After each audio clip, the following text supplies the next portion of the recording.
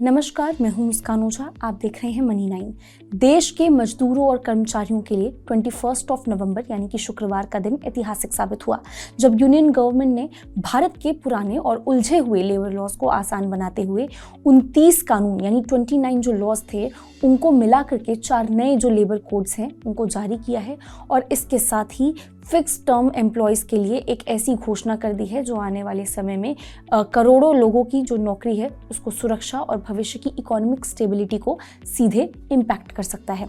सरकार ने फैसला किया है कि अब फिक्स टर्म एम्प्लॉयज़ को ग्रेच्युटी पाने के लिए 5 साल का जो लंबा इंतज़ार है वो करने की बिल्कुल ज़रूरत नहीं पड़ेगी, बल्कि सिर्फ 1 साल काम करने के बाद भी वो इससे मिलने वाला जो फ़ायदा है उसके हकदार बन जाएंगे, जिससे उनके जो रोज़गार है उसमें सुरक्षा बढ़ेगी और कंपनियों की तरफ से डायरेक्ट हायरिंग को भी बढ़ावा मिलेगा।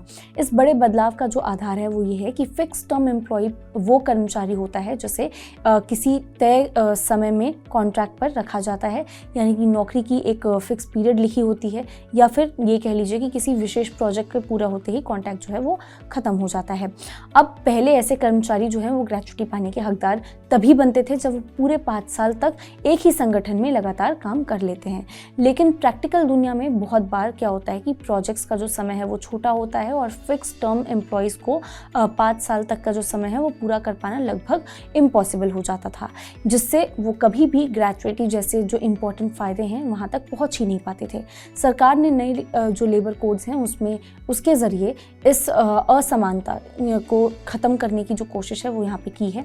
अब ये कहा जा रहा है कि फिक्स टर्म एम्प्लॉयज़ को salary structure, leave rules, medical benefits और यहाँ तक कि सोशल जो सिक्योरिटी है उसके मामले में परमानेंट जो एम्प्लॉयज़ हैं उनके बराबर ही माना जाएगा, ताकि उन्हें भी वही अधिकार मिले जो एक रेगुलर एम्प्लॉय को मिलता है।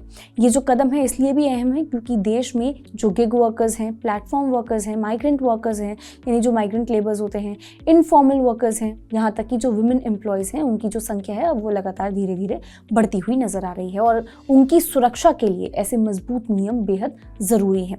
अब कहानी का सबसे ज़रूरी हिस्सा ग्रेच्युटी, ये वो राशि होती है जो कोई एम्प्लॉयर जो है वो अपनी एम्प्लॉय को उसकी लंबे समय की सेवाओं के सम्मान में देता है।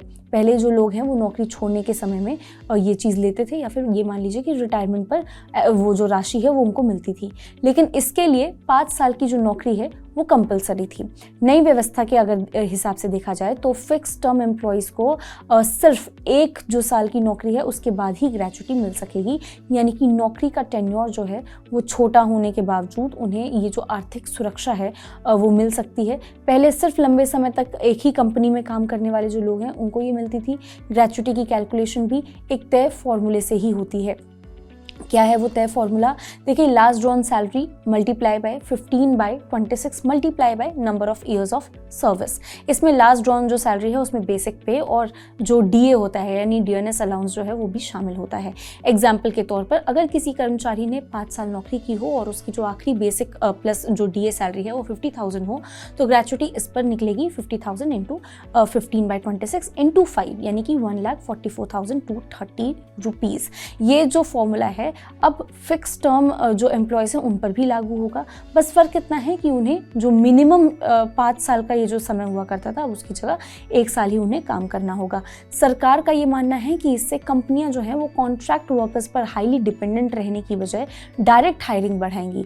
ऐसा इसलिए क्योंकि अब फिक्स टर्म एम्प्लॉयज़ को भी वो सारी सुविधाएं देनी होंगी जो परमानेंट कर्मचारियों को मिलती हैं, और इससे क्या होगा कि ट्रांसपेरेंसी बढ़ेगी, नौकरियों का जो भरोसा है वो बढ़ेगा और वर्कफोर्स जो है वो स्टेबल रहेगा। कंपनियों को स्किल्ड वर्कर्स को रोकने में भी मदद मिलेगी, क्योंकि अब जो है वो एम्प्लॉयज़ को भी ये पता रहेगा जो छोटे समय की जो नौकरी है उससे उन्हें सोशल सिक्योरिटी का मजबूत साथ मिल रहा है। तो कुल मिलाकर के ये जो बदलाव है वो सिर्फ एक श्रेणी के जो कर्मचारी हैं उनको फ़ायदा नहीं बढ़ाता, बल्कि पूरे नौकरी बाजार की जो सोच है उसको बदलने वाला कदम है। फिक्स टर्म एम्प्लॉयज़ जो सालों से कॉन्ट्रैक्ट सिस्टम की अनिश्चितता में काम कर रहे थे अब अपने भविष्य को लेकर के ज़्यादा मजबूत और सुरक्षित महसूस करेंगे।